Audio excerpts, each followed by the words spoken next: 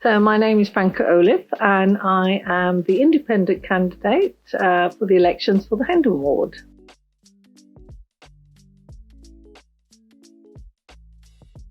Unfortunately, a very long time. I came here first as a boarder at St. Joseph's, and then my mother moved here, and I've spent the rest of my life living here.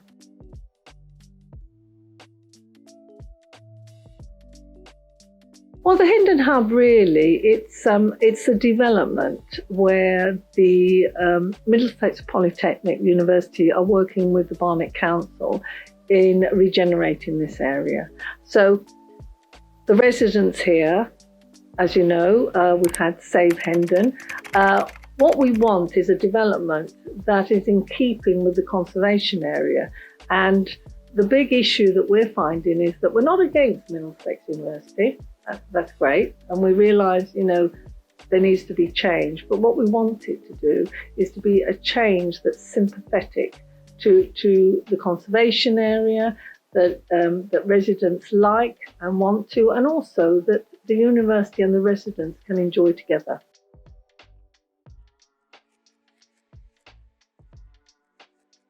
I think the big problem is, they're asking for 1,700 students to be moved in.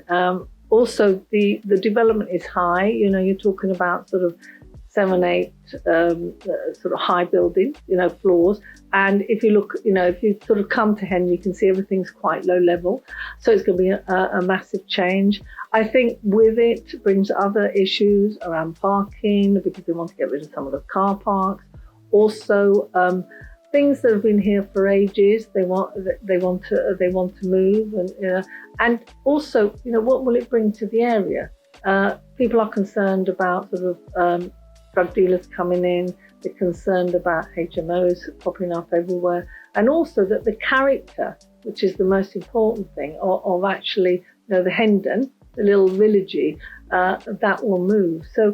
But those are things that we're looking at, and importantly, we want to retain at least one building, and that is the library, because Middlesex University have now taken over a lot of the heritage buildings that we have within Hendon.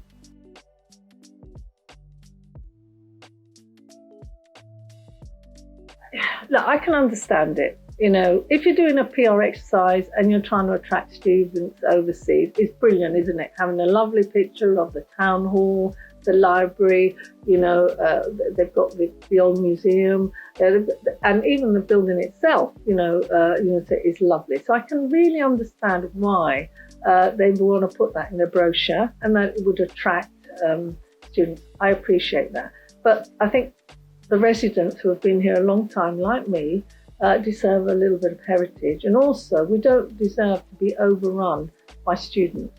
And many moons ago, I remember when the university first made an application, and when I inquired into it, and the council then said, we don't want it to be overrun by students, and that's why they limited very much what the university could do. And I feel in some ways now that we've gone against that decision.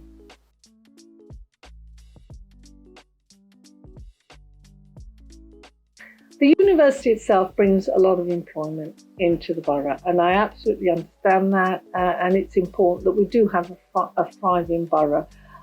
I think, though, what we're saying is put the students somewhere else, Brent Cross, somewhere where it's not impacting on sort of conservation area, or it's not impacting on sort of the heritage of Hendon. And that's all we're really saying.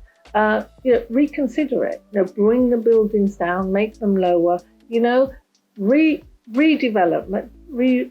it in a really sympathetic way that residents also, then are more, they'll be happier for the university to be here. At the moment, you're starting now a little bit of not a war, but, people, you don't want that. What you don't want is that kind of So it sounds like a us versus them culture. Yeah, exactly. You put it in beautifully. And we don't want that. We need to work together, because I think that's really important.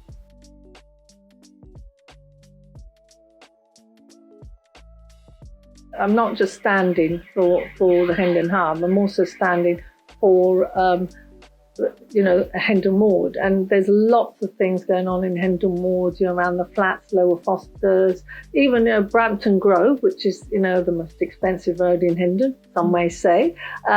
Even they're getting a development which they don't really want some of the residents there. So there's a lot of things going on, and also about litter, fly tipping. There's gangs, so there's lots of things that I would like to do for the area as well if I were elected.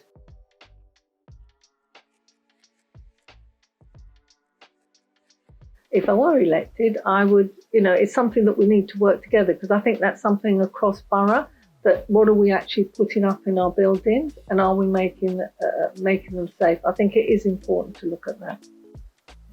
I think it's this overdevelopment, and I think this, as I say, it's happening in Hendon Ward. I know it's happening all over. I mean, for example, I know there are other boroughs, there are other wards that have judicial reviews going on against the council as well. And I think it's just we need a voice. I think residents need a voice. I look at myself as, if I do get elected, okay, I don't have a party behind me, but I can challenge, I can ask questions, and I can say why. And at least it gives the residents a voice there. And hopefully it will have some impact.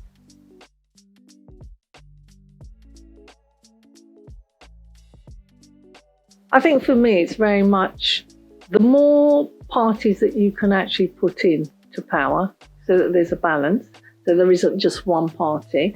Someone like me who's an independent, can sort of shake it up. No, I haven't got anybody behind me whipping me into shape, Conservative or Labour or Liberal. I can actually say what I want to say. So if you can get that kind of energy in there, and actually, for me, being a councillor, represent their ward and those who live in it, be an advocate for local residents, represent their views at council meetings, lead local campaigns on their behalf. And I think if councillors started to do that and really go back down to sort of grassroots, I think we'd have much better decisions, and I think residents would be much happier.